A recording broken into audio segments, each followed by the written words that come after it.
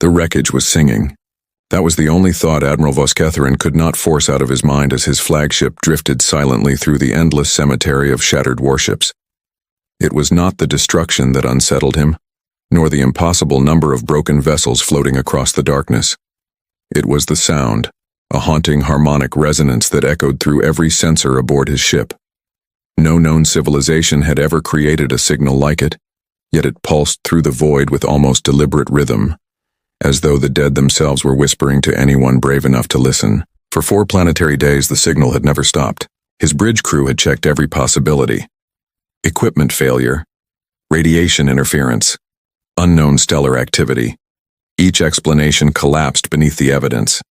The melody was real, perfectly structured, impossibly consistent, and somehow growing stronger the closer they approached the center of the debris field. Even the most experienced officers exchanged nervous glances whenever the strange vibration flowed through the hull. Vosketheran closed his command log and slowly looked beyond the observation glass. Broken dreadnoughts, shattered cruisers, and twisted carriers stretched across nearly 200,000 kilometers of empty space. Entire civilizations had left pieces of themselves here, yet there wasn't a single surviving beacon requesting rescue. Only the endless, beautiful song. "Begin the survey carefully," he ordered. No one questioned the unusual caution in his voice. 43 standard cycles earlier, the Sararathi Council had dispatched his small observation fleet to investigate the disappearance of the 7th Expeditionary Armada. Officially, their mission was simple: determine why 312 of the galaxy's finest warships had vanished near the quarantined Sol system. Unofficially, everyone aboard already knew the answer they expected to find.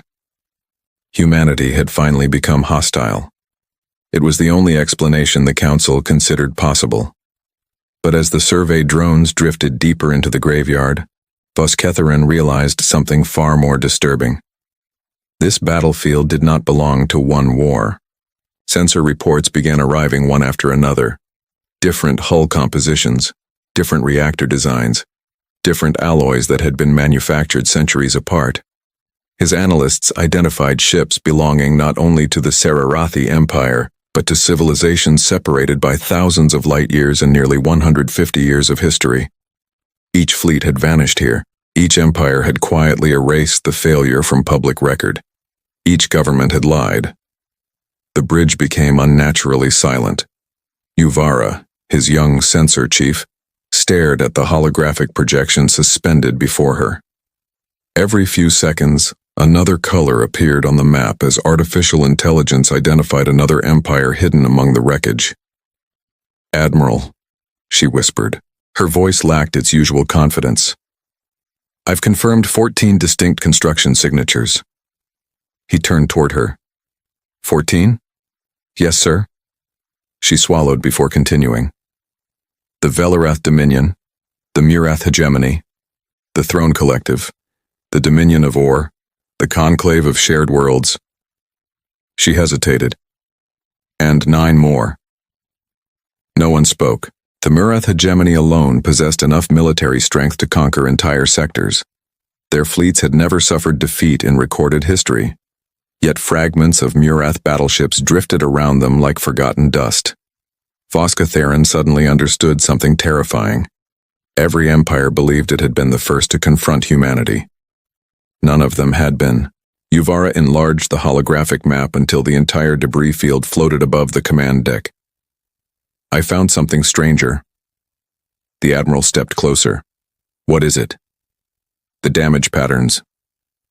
Red lines appeared across hundreds of shattered vessels. They weren't destroyed in formation. Blue lines appeared. They weren't attacked from one direction. Yellow markers blinked into existence. Some explosions originated inside the ships. Another pause. And some hulls. Her voice nearly broke. Simply opened. Opened? As though something forced its way out. A heavy silence settled across the bridge. Physics couldn't explain what they were seeing. No known weapon behaved this way. Vosketheran had commanded fleets for over 70 years.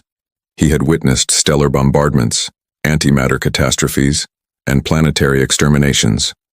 Nothing resembled this. He quietly opened the century-old biological survey that had first described Earth.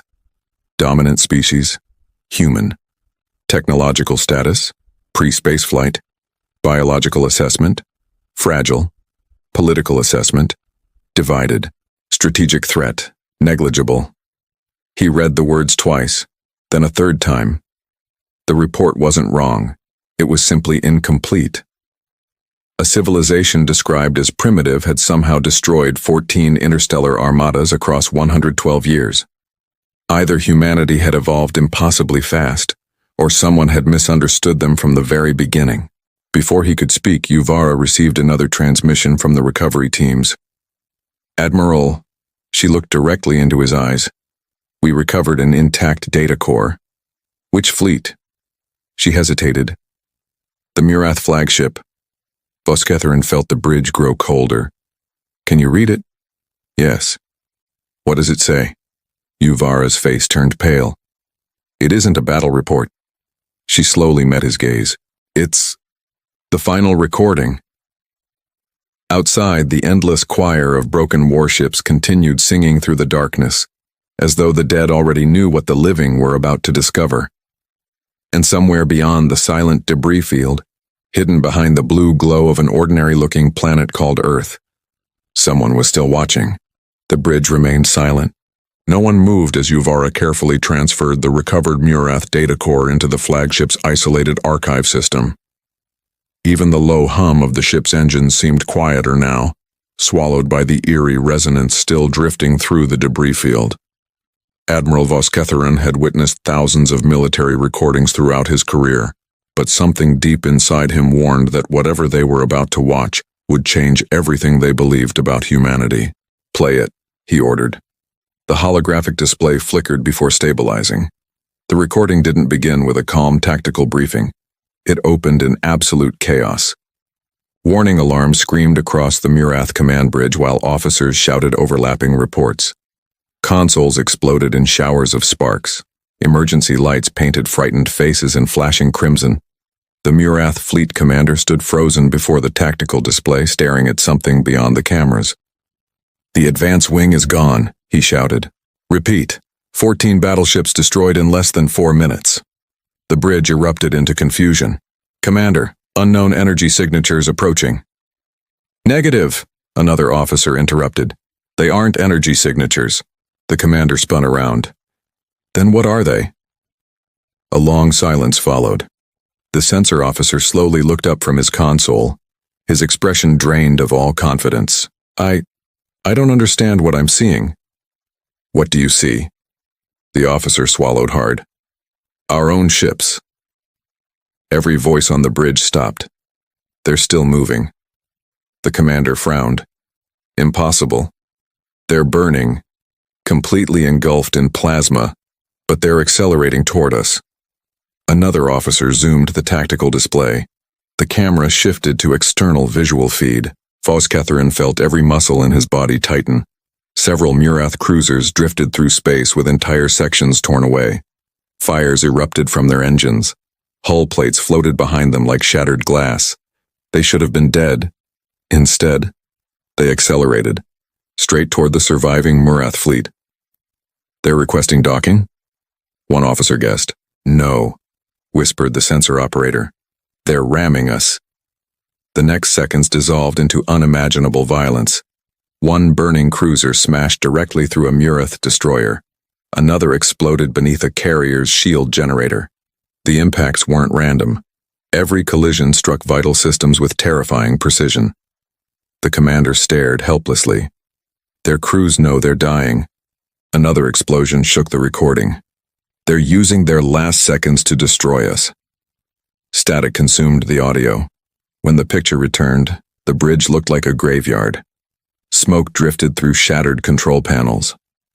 Most officers were gone. Only the commander remained standing. His breathing was slow, uneven, terrified. He stared into empty space beyond the cracked viewport. What? His voice barely escaped his throat. Are these people? The recording ended. Silence consumed Vosketheran's ready room. No one spoke for nearly a minute. The Admiral replayed the final sentence several times. Not What weapon is this? Not, what technology destroyed us? The commander had asked about the people. That question disturbed Vosketheran far more than any battlefield footage. Humanity hadn't overwhelmed the Murath through superior firepower. They had shattered something far more dangerous. Their certainty. He returned to the bridge without saying a word. Outside, recovery drones continued searching among thousands of drifting wrecks. Hours later, another report arrived. Admiral, Uvara sounded unusually tense. We've detected a surviving life sign. Vosketheran immediately stood. Human. No. She enlarged the sensor scan. Velarathi. The bridge exchanged confused looks. No survivor could have lasted this long, one officer muttered. Apparently one did. The emergency compartment floated inside the fractured remains of an ancient command cruiser, buried beneath layers of wreckage. Its power levels were almost non-existent, yet an automated distress beacon still pulsed weakly after 8 long months. Rescue teams carefully cut through the outer hull. Inside sat a single woman. She didn't resist. She didn't speak. She simply stared past the soldiers carrying her toward the medical shuttle, her hollow amber eyes fixed on something invisible beyond the stars. For 2 full days she remained silent. Doctors confirmed severe dehydration, malnutrition, and psychological trauma beyond anything they had previously documented. Then, on the 3rd morning, she finally spoke. Vosketheran personally entered the medical bay. The woman remained seated on the examination bed without acknowledging him. "How many ships came with you?" she asked quietly. 47. She slowly closed her eyes. "So, they came anyway." Her words chilled everyone in the room. "You expected rescue?" She gave a faint, bitter smile. "No. I expected another fleet." The Admiral frowned. "What do you mean?" She finally looked directly into his eyes. "I thought the humans had come back." No one breathed. "The humans?" Vosketheran repeated. "I thought they finally decided to finish the survey." "The survey?" She nodded slowly. "They weren't fighting us." She paused. "They were studying us." The room fell completely silent. We entered the Sol system believing we were hunting primitive survivors. Another pause. In reality, we were laboratory animals. Vosketheran felt something shift inside him. For the first time in his 70-year career, he wasn't certain who had truly been observing whom, and somewhere beyond the silent medical bay, the haunting song of the debris field continued echoing through space, as if patiently waiting for them to understand its message. The medical bay felt unnaturally cold, even though every environmental system reported normal conditions. Admiral Vosketheran stood motionless beside the hospital bed, studying the exhausted Velarathi survivor. Her name was Cedra, a tactical officer who had somehow remained alive inside an emergency compartment for 8 long months. Yet it wasn't her survival that disturbed him. It was the calm certainty in her eyes, the look of someone who had already accepted truths too terrifying for others to imagine. Cedra broke the silence without lifting her gaze. "We entered the Sol system believing we were the hunters." Her voice was weak but steady. "By the 7th day, we realized we had never been the hunters." She finally looked toward Vosketheran. "We were the experiment." The officers surrounding the bed exchanged uneasy glances. No one interrupted. They sensed that every word carried the weight of thousands of dead soldiers. Even the medical staff quietly stepped back, allowing the conversation to continue uninterrupted.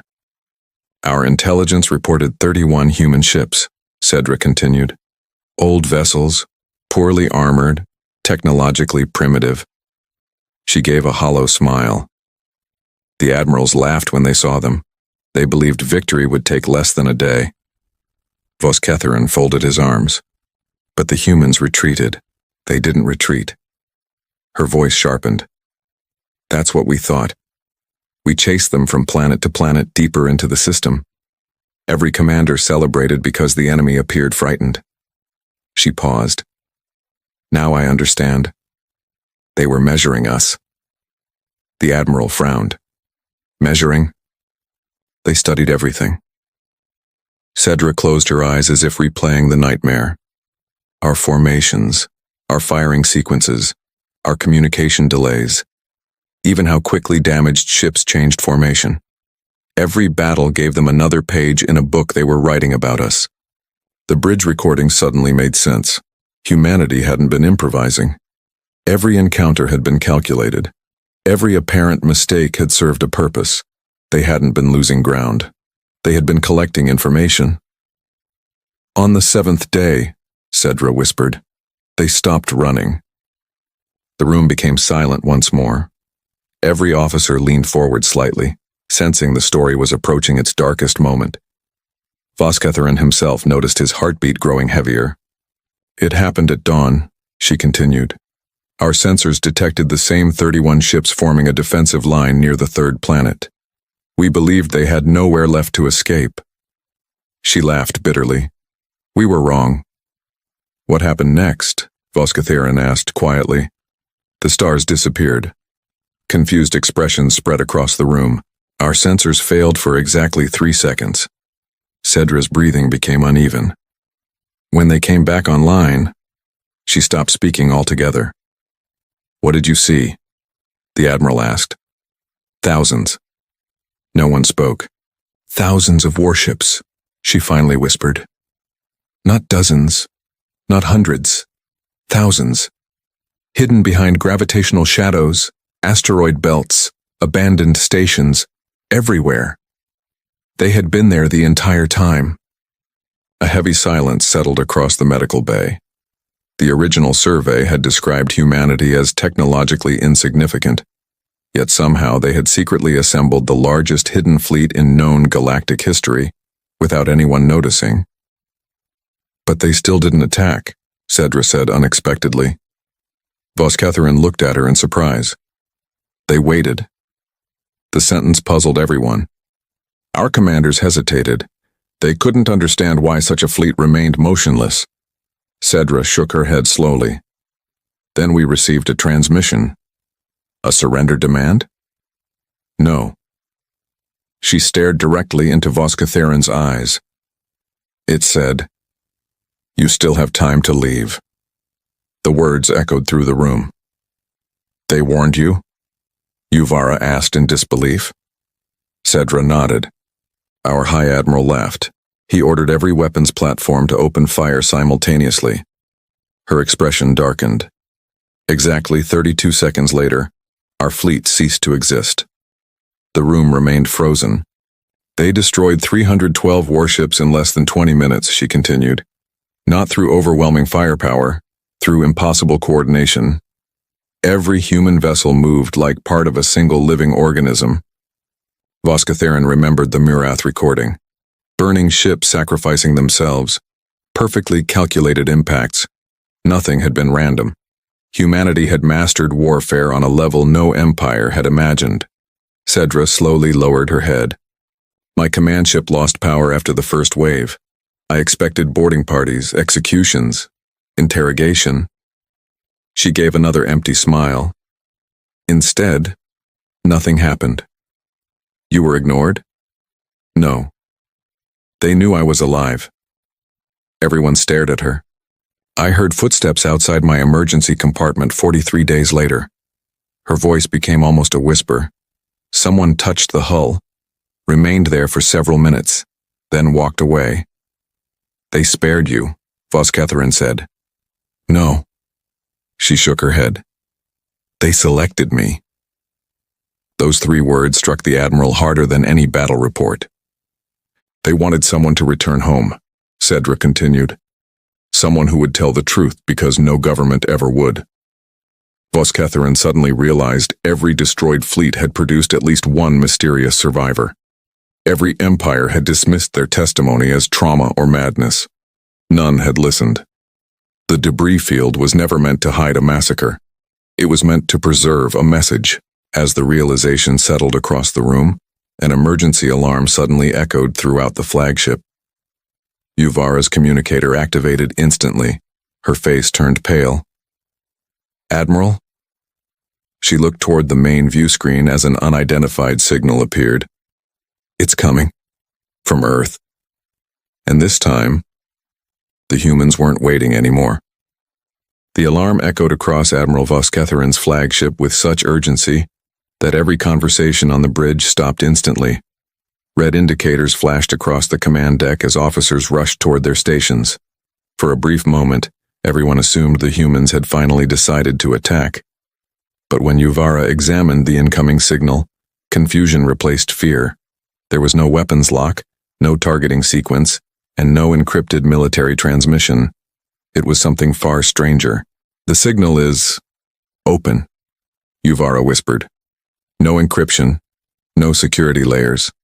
They're inviting us to listen." Vosketheran narrowed his eyes. Every instinct told him this violated every rule of military protocol.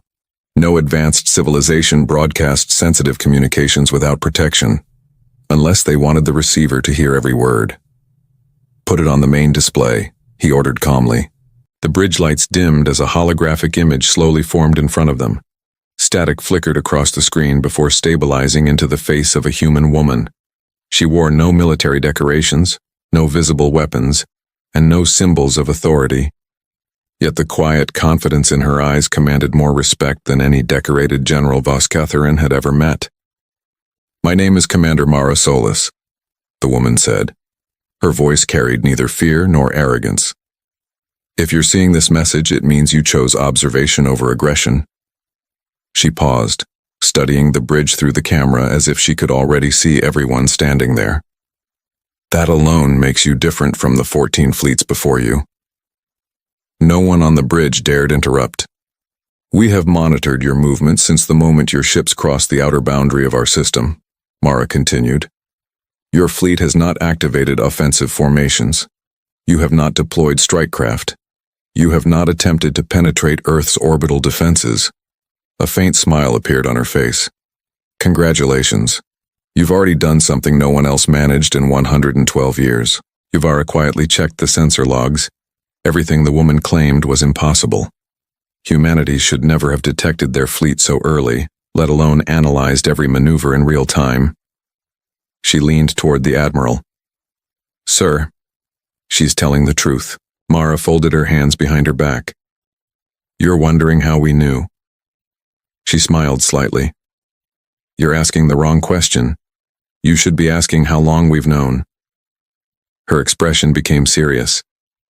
"The answer is 143 years. A wave of disbelief spread across the bridge. Vosketheran slowly stepped closer to the hologram. 143, he murmured.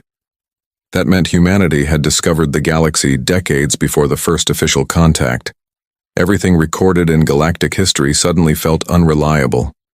"The first probe wasn't invisible," Mara explained. "It believed it was. We watched it enter our solar system. We tracked it. We dismantled it." She paused. "Then we rebuilt it better than it was before, quietly sent it home." Several officers exchanged stunned looks. "We sent messages," Mara continued. "Peaceful ones, scientific ones, mathematical ones. We answered every question your probe asked." She sighed. No one ever replied. Her eyes darkened. Instead, 30 years later, the first invasion fleet arrived. Silence consumed the bridge. Vosketheran suddenly understood why humanity had stopped introducing itself. Every attempt at diplomacy had been answered with war. Every greeting had been mistaken for weakness. "We defended ourselves," Mara said quietly. "Then we waited." She looked directly into the camera. "We kept waiting for someone who came with questions instead of weapons." Uvara couldn't hide her curiosity any longer. "If you defeated 14 empires," she asked through the communication channel, "why didn't you conquer the galaxy?" For the first time, Mara laughed softly. "Because conquest solves nothing." She turned slightly toward the enormous window behind her. Earth glowed peacefully beneath scattered clouds. Every empire believed strength creates peace. She looked back toward the camera. "History taught us something different." Vosketheran studied her carefully. "You could have destroyed every civilization that attacked you." "Yes. But you didn't." "No. Why? Mara's expression became unexpectedly sad. Because every fleet that entered this system carried sons, daughters, families, dreams. She lowered her voice. We fought governments, not ordinary people. A long silence followed. There's a difference. Those words struck the Admiral harder than any tactical revelation. For over a century, the galaxy had described humanity as primitive, violent, and unstable. Yet the woman standing before him spoke with remarkable restraint. She sounded less like a conqueror and more like someone exhausted by endless conflict. We allowed survivors to return, Mara continued, not because we were merciful. She paused. Because stories travel farther than weapons. Cedra, still watching from the medical bay through a live feed, slowly closed her eyes. At last, everything made sense. The survivors hadn't escaped. They had been chosen. Every survivor carried the same invisible burden. To tell the truth, Vosketheran finally understood the purpose of the singing debris field. It wasn't a warning. It wasn't a monument. It was an invitation for someone, anyone, to stop fighting long enough to ask the only question that mattered. Before the Admiral could respond, every sensor aboard the flagship suddenly lit up with hundreds of new contacts emerging from behind Earth's moon. Yuvara stared at the tactical display in complete disbelief. They're not attacking, she whispered. They're revealing themselves, and what appeared on the screen made every officer forget how to breathe. Hundreds of new contacts appeared across the tactical display, spreading through space like a living constellation. Every officer on the bridge instinctively reached for their controls, expecting the massive formation to lock weapons at any second.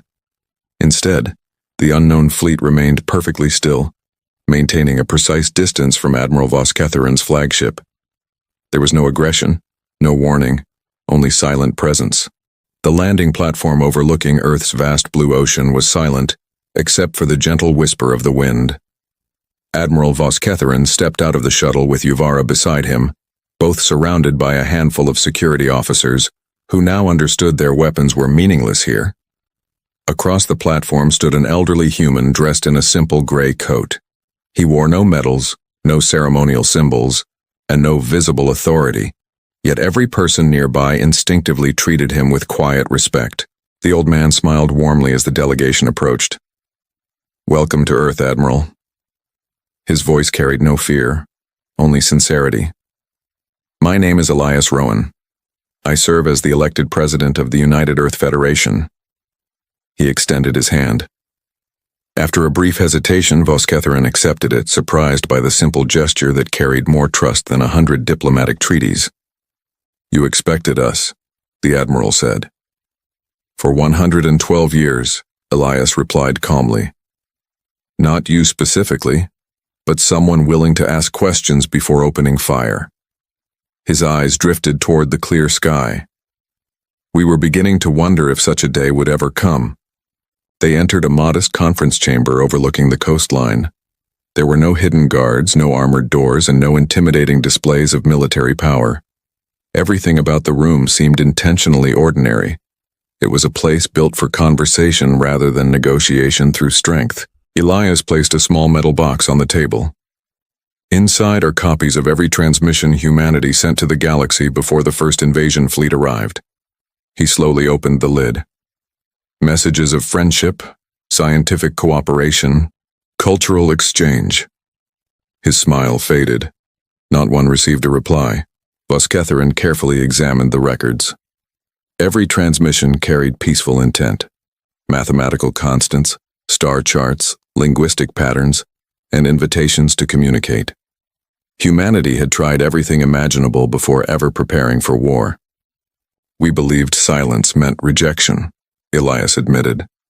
Then the first armada appeared. He looked directly at the Admiral. We learned something important that day. His expression became thoughtful. Some civilizations only recognize a voice after it survives an attack. Yuvara lowered her eyes.